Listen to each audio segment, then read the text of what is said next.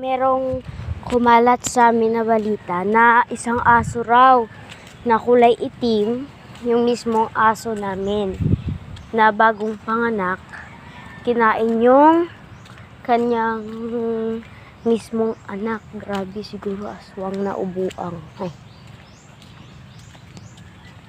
Yan, hinahanap ko kasi yung kapatid ko. Kasi andito. So yun guys, wala rin dito yung kapatid ko. Kinakabahan na rin ako, te.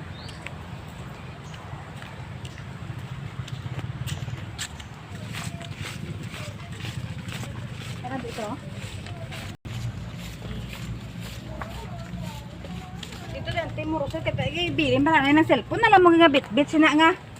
Kailangan natin tumingin-tingin. Di pa namin siya nakita. Kung saan na po ako pumupunta, di ko pa rin po yung nakita yung kapatid ko, te. Wala rin siya sa bahay. Sana mahanap ka na namin.